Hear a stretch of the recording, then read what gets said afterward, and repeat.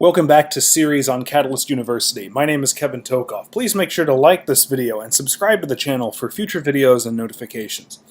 In this video, we're going to cover an introduction to a really rare kind of series that really doesn't come up a whole lot. It's a special type of series that normally doesn't end up on exams just because it can be kind of tricky. And these are called telescoping series. Now you've noticed over here in the top corner on the right I've got a picture from one of the Pirates of the Caribbean movies, and you see Jack Sparrow right here. He's got one of these typical pirate telescopes. He's using it to look at something.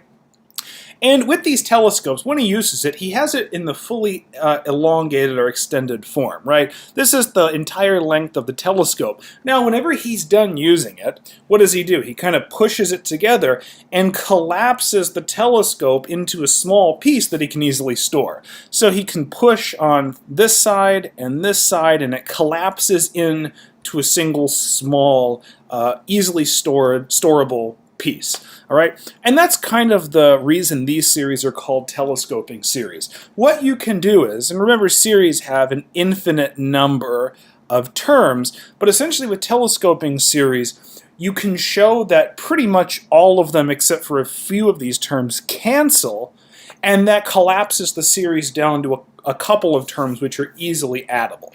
Okay.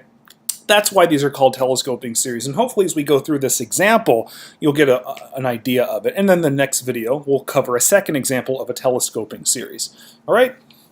So here's a series right here, and I don't have it in series notation, but let's see if we can put it in series notation. So the series is 5 over 1 times 3, plus 5 over 2 times 4, plus 5 over 3 times 5.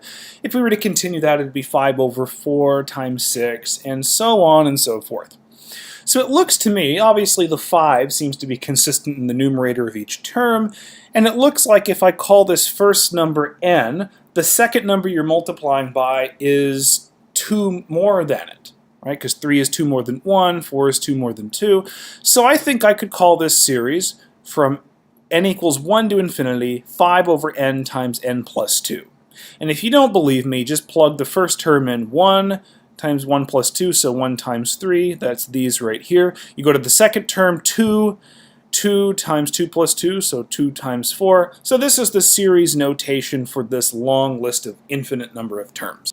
And so a lot of times with telescoping series, you kind of just have to know almost ahead of time it's telescoping. They're kind of hard to determine if they are. But knowing that this is telescoping, a lot of times what you may have to do is a partial fraction decomposition, identical to the one that you did in partial fraction integrals, except you're not going to do an integral. So if we want to turn this, the argument of this series into a partial fraction decomposition, we have 5 over n times n plus 2. So let's just have the two terms added. The first term of the denominator is n, so we have a over n. The second term in the denominator is n plus 2 plus b over n plus 2.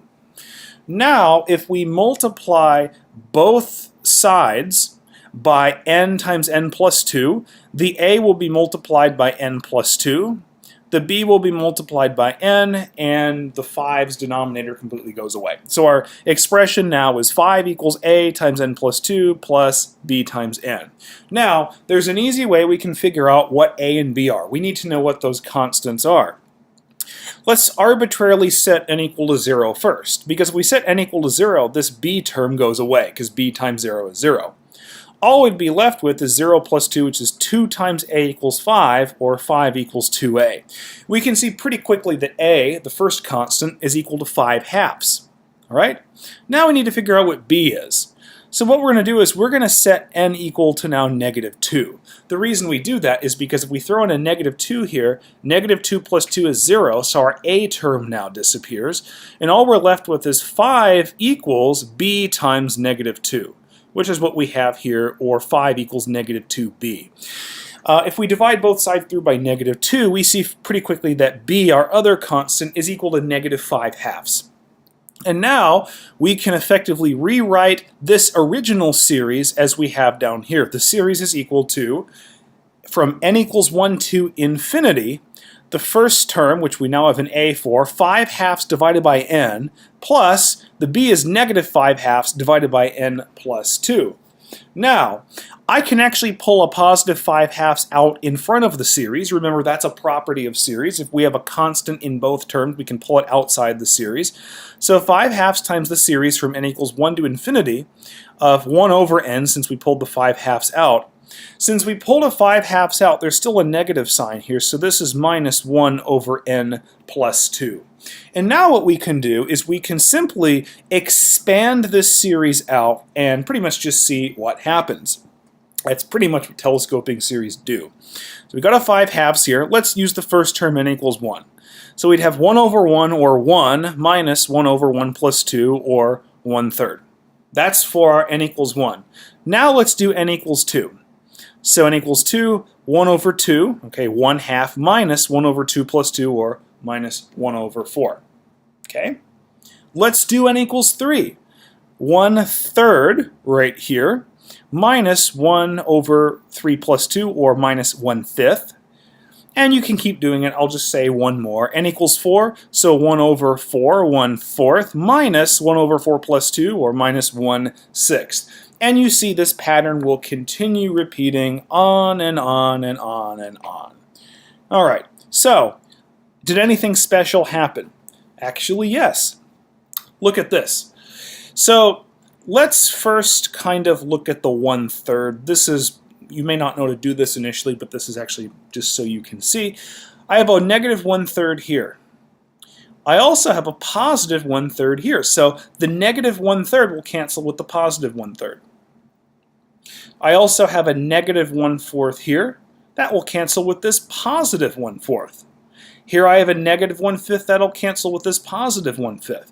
And I have a negative 1/6 here that'll cancel with a positive 1/6. And you can see that basically every fraction here with a denominator of at least 3 is going to completely cancel out. This negative 1/7 will cancel with a 1/7 I haven't written yet, the same with the negative 1/8. So basically the only fractions in these brackets that remain are the 1 and this positive 1/2. Okay, because there's no negative 1/2 that we ever have to cancel it. So I still have a positive 1/2 and a positive 1.